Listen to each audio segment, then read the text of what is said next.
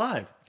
Hi, everyone. Welcome to another episode of Whiskey Brain. It's a podcast starring me, Bray, and a speakeasy I built under my stairs to chat with my friends and drink whiskey, or whatever.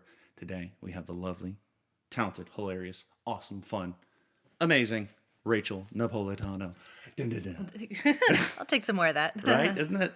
Okay, so Yeah. what we were talking about earlier, isn't it weird the moment this turns on? Feels like someone's watching you. Oh, yeah. Like, I feel like I have to say all the right things, and I'm so in my head right now. Exactly. It's Yeah. you put up that guard of yeah, you want to say all the right things, but it doesn't matter because it's literally just you and I talking right now. Right. So, first order of business, Rachel, that I wanted to talk to you about is I asked Cody this on the last episode, and I think it's kind of cool to give some perspective into our freelancer lifestyle and how we came to be. And I wanted to ask, what were some of the defining moments when you realized, oh, I want to work in the film industry? Yeah. A defining moment, I actually remember, when did Lord of the Rings come out? Like 2005, early 2000. Yes. I was a child. Child. I think I was in middle school to high school. I'm not sure, but I remember the behind the scenes on those DVDs watching. Like, I've always liked movies. Obviously, we all have in this industry, but watching the BTS on those, it kind of occurred to me like people have those jobs. Those are people are doing that. Why can't I do that? Yeah. Yeah. So that kind of led me on a path. I studied film at University of Texas and then didn't do anything with that for quite a while. Okay. I mean, especially being a military spouse, we'd lived in a bunch of places that didn't really, I wasn't in a city where that would have worked out. So I would just take these odd jobs doing sales, and I was a bank clerk. And after enough time of that, I remember one job was so terrible that I finally was just like, not another day. I'm not doing this a single day longer, and decided to finally put that degree to work. Nice. Yeah. It's funny you say that because that's a common thing I've talked to a bunch of people about in this industry is, every other job that you do, I mean, you feel almost slave-like to it, but with this one, it's consistently fun. It's what's weird about it is I've noticed when I'm on set, I end up doing all of those jobs that I wouldn't want to be doing if I wasn't on set. Does that make any sense? Like in a PA position, they'll ask you to say you're shooting in a restaurant. You end up doing all of the restaurant employee responsibilities. Sure. So for me, it was tapping into those little worlds of jobs that I never worked because I think I did. Let's see, like ever since high school, I was trying to do anything video, anything movie, anything just entertainment like. And the only two, such random jobs, the only two jobs I had, the first job I ever had, it was for a Winter Texan magazine down in the valley, which was just, I was an office assistant, but it was interesting. Winter, like it's a seasonal magazine? Yeah, do you know what Winter Texans are? No. The snowbird, does that ring any bells? It's so it's people who come from, up north or wherever they're say up north, they come down to South Texas or they come down to the south. I know people to do that in Florida. Yeah, A lot of Jersey people do that. Exactly, Yeah. because they're so used to, cold weather, they want to come down and sweat like the rest of us. Hey, look, I blinked again. You're talking about a magazine. It's because I interrupted you. but Yeah, it was just I don't know, it was something that was within media and kind of my realm, but it didn't give me the satisfaction or it didn't give me the satisfaction I have when I work on set and I'm actively problem solving, I'm setting things up and, tweaking all these nooks and crannies of all the smallest details you never would ever think would be important until you actually see it on screen, which is actually, that's a good segue into how we met because I met you on a shoe carnival commercial and you were in art department and it was one of the first jobs I had. Still getting used to bigger scale projects. It was when I saw all the detail that went into art department, the small tweaks. Oh yeah, and the entire conundrum of taking all those shoes down from all those shelves, and then trying to put them back into place and realizing that they were organized by number, color, shape, size, and each one of these aisles had a specific.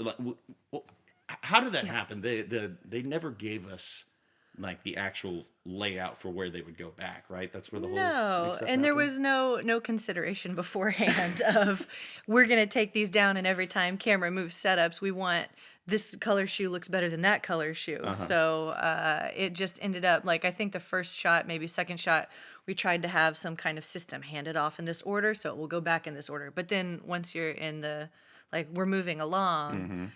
then it just became chaos, and you just set that shoe over there where it needs and grab that shoe over there. And so by the end of the night, I mean, every shoe box had been switched with another one. And we were shooting from 9 p.m. to 9 a.m. and the store opened, I believe, at 9 a.m. So we were expected to have it reset, which didn't realize going into it, but that's not, I was, Oh, and it was an overnight, so that yeah, it adds was to an the fun. overnight. Yeah, in Mesquite, I think, Was across yeah, town. yeah, it was. Yeah. Oh my god, I was so yeah. hazy that Oh. all of us were just exhausted. It was definitely not a good drive home. There was a point where I was just throwing shoes in shelves. Like that. I mean, yeah, because all of us, I mean, they'd given us no order of how this was supposed to go back in, and now, they expect us to have it go back to the exact way it was supposed to. It's like, And I'm so trying- quickly before trying we to go home. open. Yeah. And before the store opened too. I remember the guy running art too was yeah, he was stressing out about it, which it wasn't an easy job for him, I'm sure. But I remember him kind of getting pretty sharp with us about you need to get this back and fast and right. And I was like, I can do it fast or I can do it correctly. Which one do you want? Well, yeah, exactly. Pick one. Yeah, exactly. Um, Oh man. So you said that you went to school, studied film. Was art department the first thing you got into and you've stuck with it, or did you test the waters with some other departments and then kind of? Because I've known you through, I've known you through your art department work. Yeah. No, let's see. So when I finally, after years later, decided to get my butt on set where I belong, just start as a PA. And after doing random PA jobs, this was living in South Carolina. Most of it was doing reality TV work because there's a lot of reality shows happening nearby. I think they had me assist the guy running art for a commercial down there. Okay. And gotcha. at the end of it, I mean, I'd done PAs just whatever, and it's usually smaller sets, so you end up doing everything. And at the end of that shoot, he was like, "By the way, this is where you belong." I was like, "Oh, thank you I for got telling you. me that." Are you like me? Do you have extreme OCD? I think that comes in handy with this job. Yeah. Well, especially with art department. Any art department gig I've gotten, my OCD is a lifesaver. Yeah, for sure. I mean, especially when it comes to the I'm on the struggle bus resetting with this, I'm and sorry. it's okay. I could try. Maybe I've it's- never met a bottle I couldn't open. Okay, I But- believe in you. Yeah, I just got a fresh bottle. Oh, that I need lovely. to break in. I figure Yeah. we're having coffee. I Yeah, think, make it Irish. Irish. Yeah. I'm a little bit Irish. I think that makes sense. Are you? I'm actually. Okay. So Here I I was did- bragging. So I took one of the, what do you call it, the ancestry tests. Yes. And I was really eager because my dad's adopted, so I know that there was going to be some surprises on that side.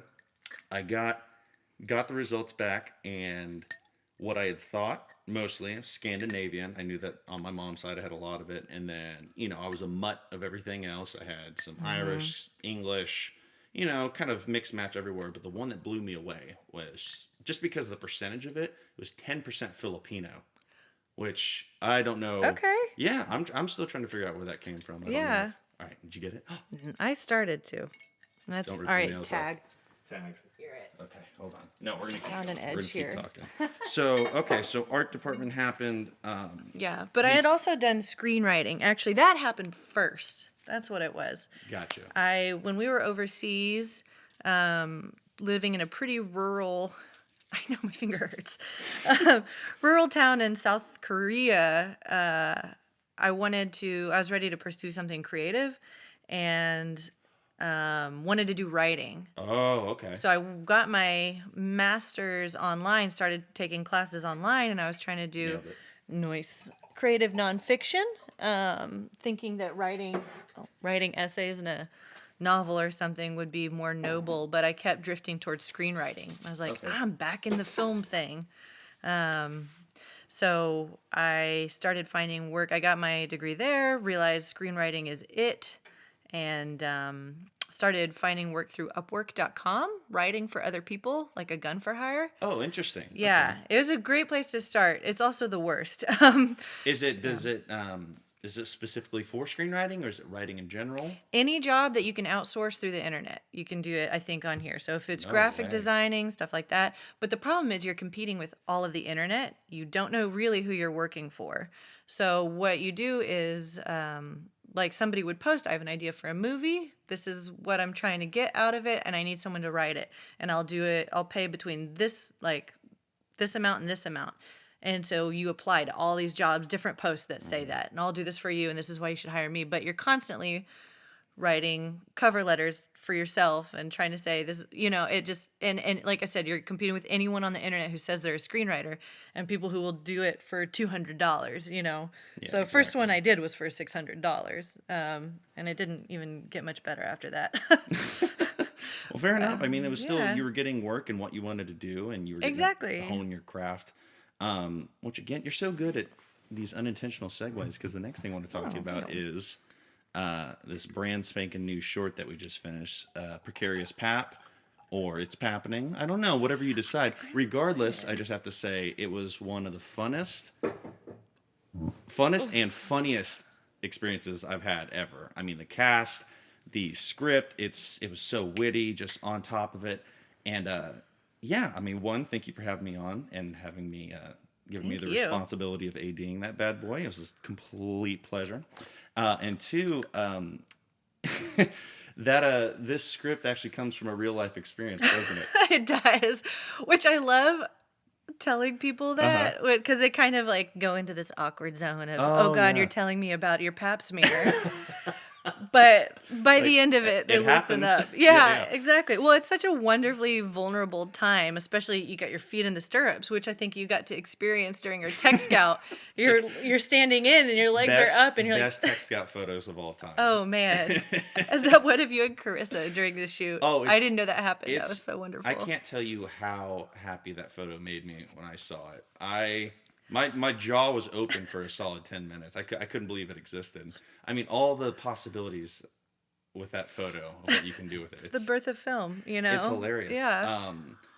Mm. So yeah, so now that you've done that short and we had talked about it before, you'd done one short before while you were in South Carolina and it was, kind of, I mean, you got to do it, but it wasn't exactly the experience you were looking for. Coming back again years later and doing this, how did it feel to you? Did it feel better? Did it feel more organic? Did you feel like you got what you wanted from it? Absolutely. It felt so good because that one in South Carolina was I was dealing with favors of friends in the industry then too. And they're all very capable, qualified people, but I think I wasn't quite there yet. Yeah, I hadn't been on set enough to know what coverage was. I gotcha. And trying to take on, I know like the speed of what timeline of getting your shot should look like. And Mm-hmm. so it just ended up being this really stressed out timing mess. I was trying to do all these different action locations in one day, Mm-hmm. and it was me and a crew of like what, four other people. So I just having people enough people in this crew who could stay in their lane and just do what their job was and not Mm-hmm. try to do everything. Mm-hmm. That was pretty great, and just I felt ready to take on directing again. And Which you excelled at. That was oh, great. thank you. Oh, Of course, well, yeah, it's nice to see yes. here. Well, like you said, I mean, I usually do art department, and I'm pretty comfortable in screenwriting. That I don't come from a technically proficient place of, when you guys start talking lenses and camera Mm-hmm. or sound blows my mind because I've never worked in sound. And Mm-hmm. so it's hard being in that leadership role of, you're supposed to be captain of the ship and, be Mm-hmm. even and cool. And, but that was a good thing of working with friends. And Mm-hmm. that aspect of collaboration is I could look to you and Chris and Cody and be like, is this Mm-hmm. correct? I don't know how to achieve what this is, but, getting to trust the people around you Um, yeah, Yeah, and no, on I think that's everyone. crucial. I mean, we all felt that the same way. Anytime we get together to do anything, especially work and work on something creative, that having that mutual trust is such a benefit because I mean, each of us have those moments where we blank, like I don't know what to do, but you've surrounded yourself with people that you trust their eye, you trust their mind, and you know that what any idea that comes up, even if it's one that you don't want to pursue, there's never a feeling of why'd you say that, like Yeah. are you the director? There's never anything like that, which I love so much. And yeah, it's definitely that, it's this balance of staying in your lane but also being open to that input if it's going to benefit your movie. Yeah, like so many times during the day. I know Cody was like, "Hey, maybe," he's holding the boom. He's like, "Maybe you want to get this shot." I was like, Hmm. "Absolutely." Yeah, it's Yeah, or if not, if someone had an idea, like I said, it doesn't work out, you don't shoot it down. You just say, "Great idea," but if they don't know the vision you have and why that's not we don't have time for that. hmm So you try to explain that because to me, it was important to encourage people to continue saying, "Hey, wouldn't this be fun if we did this?" And yeah. not shut anyone down that way. No, for sure. Yeah, and we get to test the waters, and it was really nice to have that experience. Uh, Even though we were in a location that was so limited on time, and we knew that we had to bust ass and like haul as fast as we can, Hmm. but to be able to do that and still have never have that moment of just give me a second, just trying to fidget to get your thought process right. It Right. was a fluid, smooth motion, and anytime we were trying to figure it out, it was a very quick discussion. It was never a like you don't know what you're talking about. Just do this and you'll get the shots. And Right. it's just being in that environment. I think is just as, if not more important than the final product itself. I think you know the way you make the movie is just as important as the movie itself. That make any sense? You agree with that? Like the experience you Mhm. have Mhm. creating it is crucial to make sure it's a positive one. I've been on so many sets where, yes, the final project looks beautiful, but it sucks that every time I look at that, I should have, these fond memories of, how fun it was. I mean, I do, but Mhm. I've had plenty of them where I've seen it, that looks cool, and then I remember the set Yeah. and go, oh, that was such a bummer. Or And remembering who you don't want to work for again or yeah. work with again. Yeah, for sure. And that was important to me, reaching out because I mean everybody was donating their time Hmm. on this, and I'd never wanted to take that for granted. And all my emails reaching out to people initially was like, I think we can make something good, but I want us to have a good time and have That's a fun amazing. time. And I think that happened. It did. Um, It 100% did. Okay, good. Absolutely I want did. to make sure it wasn't just me like this is cool, my movie is getting made, but that people wanted to work together again Well, because I want to do this it's more. super intimidating. I mean, to ask people to Yeah. come and spend their time to Yeah, work you on feel like a something. piece of shit asking It's people, it's especially when, as much as we're asked to do our work for free when we're trying to pay our bills and to hmm do this, and like, oh, this paid position, you're going to do this as an internship again, unpaid hmm internship, and you're Really. asking me to do that again. Yeah, and you're a production company and you're making money. Anyways, uh, done with that. But that was always my thing of prefacing when I would reach out to people of being like, I totally respect if you're not doing unpaid work right hmm now, like get your money. But I think this will be a really fun way to spend our day together. Absolutely. I Yeah. For me, it's uh, ever since I got here, and it's been popping up recently. I just want to push as many people as I can to make what's coming out of their head or what they feel like they need to make. I just, I'm on set and we have these combos all the time of, that would be a cool idea if we shot this. And I've come to realize, doing all the shorts and projects in high school through college until now, it's literally just, it's actually doing it is what's going to make you feel better. Like you can talk and plan it all you want, but a lot of the times that planning and those ideas are just that they'll stay that ideas until you actually take a step. And the reality is it's not going to be what's in your head ever, Right. ever. And that's awesome, that's good, that's part of the process. You have these multiple versions of this idea, the initial image that pops in your head, the script that you write, the script that you edit, the final script, the one that you shoot, the one that you edit. Right. It's all these different experiences, but if you're open to it and surround yourself with the right people in the right environment, the right everything, it always ends up being what it needs to be, even Yeah. if it's not what you wanted it to be in the beginning. Yeah. And even if it isn't what it needs to be, if you have that unfortunate end product that you're like, ooh, it's still something that you need to have made so you can be ready for that next Absolutely. Yeah. It project. just, yeah, it Yeah. builds you up. Yeah. You have any other narrative projects that are bubbling in your mind? Anything you've written? Anything you want to try No, after but I this? want to. Maybe I should go get another pap smear. It's just like You can start a whole anthology of just the I awkward pap actually would smears. love to like do a series of, I mean, what a great location that was. It was I mean, it doesn't have to be pap smears. We could do a awkward. proctology Oh my exam. god, Just a awkward medical series of encounters. awkward, yeah, because that was the thing that happened as far as like me telling people, the premise of the short was like a well woman's exam gone wrong, and people are like, okay, and then you start going into the story of it, and then there's a really definite moment of when they would light up and be like, I had this really terrible appointment. Because all these medical, it's this like immediate, you're in this tight, intimate space with someone you don't know. Hmm. You're supposed to just trust people in white lab coats, Of course. Yeah. They could be having an off day. And you're in this vulnerable position and trusting everything is going to go right. And it doesn't. And everyone's had these stories.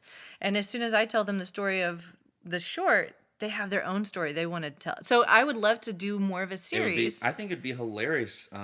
Yeah, the environment and location of a doctor's office is such a. Oh my God, what's the word I'm looking for? You're very very exposed. You're Yeah. out of, you don't have any control there. Yeah. And kind of open to whatever's gonna happen. Even if you're a CEO of some amazing company, Oh yeah. if you're naked and in a gown waiting on the table and someone walks in, you're completely without power. You are without power. Yeah, it's fucking a weird. glove is going on your hand, and Yeah. your prostate is about to be examined. Yeah, and so it's about to be examined, and when the people examining it, if they don't know what they're doing or make you feel uncomfortable or have bad Oh my bedside God. manners, Oh my God. I want to do so much with yeah, this. it's the worst. It's Yeah. like you're already awkward being there in that moment, and then for them to be talking about something completely Yeah. off subject or just out of the blue. Yeah, someone talking about lunch when their hand is inside of you. Like, it's... I don't know. Turn the tables on you. Have you had an experience you're ready to share that I can use for a script? Not one as good as yours. I mean, I definitely had the I had the awkward, you know, physicals like through high school. Like you're going through puberty and you're already awkward about being naked and stuff. And then the first exam you go into, and it's like, okay, drop your pants. Huh? What? Yeah. No, I know. And then you just got to stand there and let what happened Yeah. happening. And oh God, Yeah. it's just, it's, It's all those little moments too with that. Like I remember I had a girlfriend convince me to get a spray tan by not in one of those booths, but it was by a person with a spray gun, Uh-huh. like almost a construction, like an air compressor spray gun of tanning stuff. So yeah, I get naked and she walks in the room, hooks up the gun, turns to me, and then looks at me and laughs. And I mean, that'll just break you down. oh, absolutely. Yeah, and we had a whole language. We didn't speak the same language. This was in Italy. Like, it was just like, turns out it was because something she did with the machine, but her timing of that. Oh is, yeah. Yeah. Well, yeah. You add a language barrier into that. Yeah. Forget about it. I don't think you can reach a higher level of uncomfortability. Yeah, unless, you were getting hand sanitizer accidentally used instead of lube and you didn't speak English. I mean, I told you that, right? That happened to this poor woman. It didn't happen to you, but it happened to another person. Yeah. And she was yelling, fuego, fuego. Terrible laughing at that, but yeah. Oh, man. Yeah. Well, at least it erased 99.9% of all germs. Oh man, that is hilarious. Yeah. So, next thing I wanted to ask you about, because this is something that is pretty big in your life, and I wanted to see how you've been processing it, how it's been feeling. You are a brand spanking new mama. Yeah. Yes. How is that? It was having kids something you always wanted to do? Is it kind of this is happening? It's a personal question. I'm just kidding. No. Yeah, it was the right time for that to happen. Mike and I have been together almost 10 years now. Congrats, that's awesome. Thank Holy you. hell. Almost a lot. Yeah, I was 19 when we met. You told me that. That's crazy. Yeah, I used to sneak me into bars. Um, I Yeah. was 23 when I got married. That I always thought I'd be older. Anyways, yeah, we've been together a long time, and then finally was like, all right, ready to have kids, and it was kind of great. I can thank getting pregnant and having a kid as part of the journey of making this short too, Hmm. because I had to start turning work down in the art Hmm. department. There's a lot of heavy lifting and being on your Hmm. feet for 12 hours and just the physical toll of why the hell does our industry have 12-hour days anyways? I'm sorry. I'm That's a right there with you, sister. yeah. It's weird. It's like, yeah, like they want. Mm, It doesn't make any sense. It's a job like anything else, but you're expected to just murder yourself yeah. for 14, 15 hours and then come back and It's physically not right, but that's I sorry. start getting worked Yeah, up thinking tangent. about that. Drinks more whiskey, throws Ah. it across the room. Yeah. So yeah, you Oh were yeah, I had to turn down work mm-hmm. in art department, especially closer to the due date. But I couldn't be on my feet. I had to be more hydrated. Anyways, um, that finally, whether I was bored enough to be like, okay, what do I want to do in the meantime, or like this is, it's like when you're out of work and Mm-hmm. you think, okay, this is the time I should pursue your passion Yep. project. That's what happened with this, and No, I'm sorry. I yeah, don't mean to yeah. interrupt, No, I but I forgot where I think was going. well, no, Anyways. what you just said I think is important is taking advantage of those moments where you can't do what you're usually doing. You can't go to work. You got to turn down these jobs. Those are perfect moments to take advantage of Yeah. and work on something personal for yourself, creativity. That's actually what happened this week. I was supposed to be on a job and then a little conundrum happened where it just didn't work out. It It happens, but happens. it was right after I'd finished the first episode and it wasn't working out. And right then and there, when they didn't need me anymore, it's like, cool, podcast it up. Let's Yep. go. Let's start Yep. talking to more and more people. And And you got to work on what you're excited about and keep yourself from getting stagnant. for sure. Yeah. Well, also, just this whole experience is so cool because I get to chat with my friends, and it's a wiretap into our lives, and people get to tune in. And I think it's a cool experience to have. Where what I had talked about with Cody was, in this industry, it's one of those where when you're on set and you hang out with these people again, it's like you didn't skip any time at all. You just have that natural like, hey man, how you doing? But once it's over, we most of us tend to like, okay, time to go back to this life over here, and we don't really, for the most part, actively try to hang out with each other outside of there or have conversations. And I think what I'm trying to make this be is like a harbinger to keep that energy going that we have on set and those conversations that we have and have it in a comfortable speakeasy like environment. I don't know. It's Yes, just exactly. nice to talk to people outside of work. That sounds really basic, but it's true. It's true. Yeah. This is one of those jobs where, I mean, yeah, you'll get caught up. You'll have that fun time on work, and then you'll get caught up in the real life, and you'll forget to chat with people every once in a while. Yeah, for sure. Well, I remember after the tech scout for the short, you and I had a beer later, Mm-hmm. and it so enjoyed that and getting to talk film, Mm-hmm. almost doing a precursor to Yeah, it this. was a warm up. Yeah, exactly. That was a lot of fun, and it's nice too to be offset, and because on set you have to present a certain facade of knowing what you're doing at all times, Mm-hmm. and Mm-hmm. and so when you get to like get sideways with someone and be like, hey, what the hell was that? Or I don't know what I'm doing. Do you know what you're doing? I've done that before. Yeah, Does yeah, anybody know what's going on? yeah. It's funny. Yeah, that actually happened. That happened on, well, people will hear it whenever that first episode comes out. That happened on this is, yeah, I didn't know how to do it, so it was kind of like shedding that awkward and weird energy live that you don't ever get to show. Like, yeah, because like you said, when you get to set, you On the have to podcast? on the Sorry. Oh, podcast. Yeah, on okay, the yeah. podcast, it was nice to be the real actual nervous Bray that I am most of the time, because I mean I come home and trying to rehearse, and think about situations before they even happen. Right.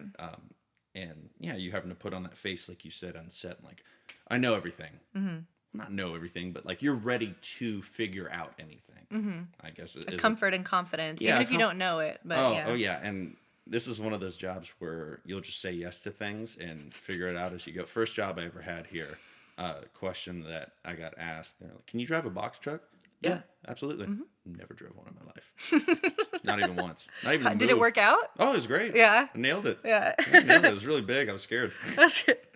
Adam Dietrich has a hilarious story about doing the same thing. It didn't really work out so Oh well. no. Yeah. I've heard some box truck horror stories. Yeah. Oh man.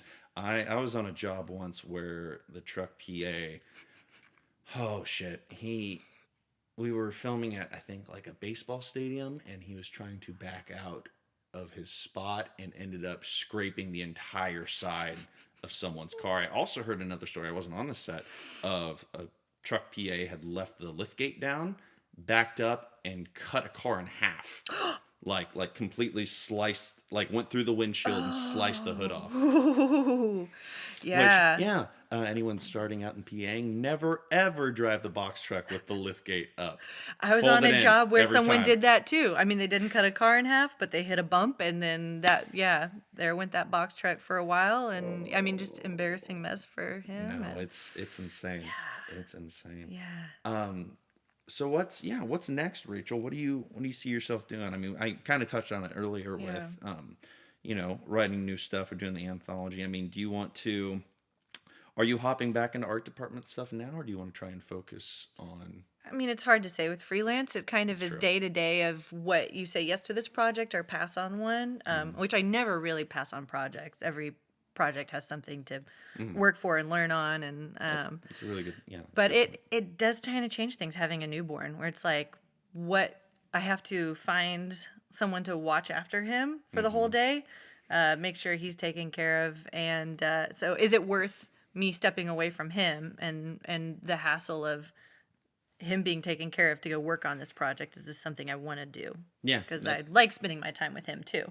I mean, Um, that's a really hard question. I mean, yeah, it's, you know, this work and, this creative passion is it's very strong. It's a very strong influence on our lives. It has a lot of meaning, but I mean, also, yeah, you got a brand yeah, new baby boy, yeah. handsome, amazing, glorious baby Henry Henry, which Augustus. I take pride in being the reason that he was born. That's a weird way We're to gonna word have that. to hang Hold on. on. Hang on. Let me Pump the explain brakes that a on little bit. that. Hold on. No. So, You know, I was one of the first people to know that Rachel was pregnant. We were on a movie, and she had told us while we were in this little side area while they were filming in the other room. Amazing. So months go by, she becomes more and more preggers, and come Christmas time, I was at the freelancer Christmas. Sorry, I was just laughing about the setup for this. That's so bad. Uh, I was at the freelancers Christmas party, and I get a text from her, and she goes, "Hey, are you and who's all going to the Christmas party? You're just trying to touch base on what friends were going." And I told you, I was like, "Yeah, it's gonna be me and Carissa. A few other people are stopping by." You go, "Cool, I'm on my way."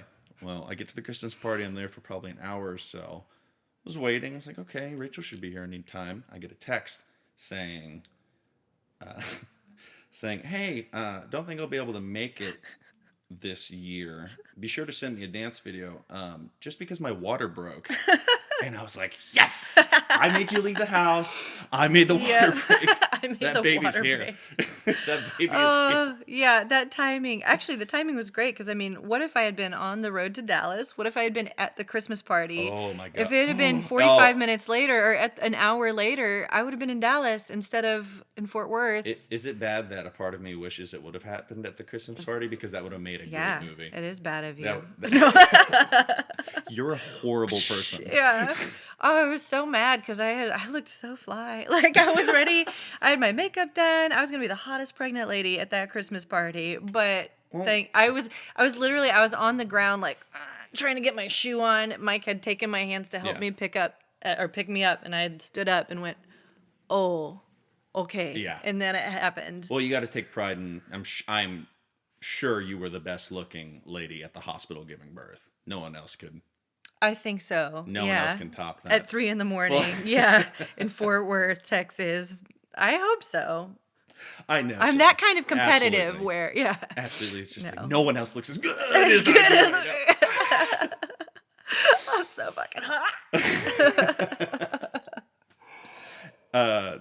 What do you call it? Real quick, Mm. before we wrap this up, I do think a good edit for Precarious Pat. Please find a way to cut in the milk video of you to this somehow. Oh, For people who don't know, I don't even know if there's anywhere you can watch it. Rachel showed me. It's still one of the funniest clips and gifs. I watch it. I watch it as often as I can. It's just. so It's few just. people have seen that, by It's the way, because amazing. I didn't make that It's for so. public consumption. It's I made so it just to good. to practice shots. And I You. did that one day upstairs with no air conditioning on. I just wanted to practice like using a camera and getting coverage and what cutting things together looks like. And my camera battery was dying. There's no air conditioning. I was so hot, and I was just like, I want to shoot a video about how much I hate making the bed, and so that it somehow devolved into like me smoking pot, like drinking some milk out of a bowl, and just like, yeah, I. Oh my god, that video! I think you should release an anthology oh of just man, yeah, of just shorts of you drinking milk like milk, that because it's the funniest shit I've ever seen in my entire life. yeah, Oh, I'll do that's it, hilarious. Well, I think yeah. that's a great lactose intolerant way to. That's a shitty way to end this. Sorry, I'm getting better at the whole podcast intro Yeah, outro thing. But yeah. I wanted to end on this note. I want to thank you for trusting me to AD your short, being there with you to support you in creating this. I take a lot of pride in helping my friends out, making their visions come true in any way, shape, and form. I think it's something that needs to keep happening. It needs to happen as often as it can, and I will always be the first person. You give me a date for anything you want to do, I'll be there. And Thank you, because I thought this was like just a small, short, little like weekend passion project. Like I was like, do we even need an AD for something this on this scale? And now I realize this wouldn't have happened at all yeah, without like it would have the wheels would have come off, it would have fallen apart. Like for sure. we wouldn't have been able to do this without you knowing what Well, to do. well, thank you, but And it's yeah, being a cheerleader throughout the whole day. I yeah, I mean, you gotta, need that. I mean, the dancing does come in handy on these Yeah. Instagram videos. The dancing mixed with, staying on top of things. It's a Yeah. good combo. Yeah. It's like coffee and whiskey. Exactly. Which I need to take one more You sip know. before. Yes, let's go. you. Cheers. Ting ting. Ting ting. Ting ting. Well, Yeah. Rachel, thank you so much for being on. And that was Whiskey Brain, episode Rachel. Episode Rachel. I'm not doing numbers, I'm doing names. I love Awesome. that. Yeah. Thanks, guys. Thank you. Bye.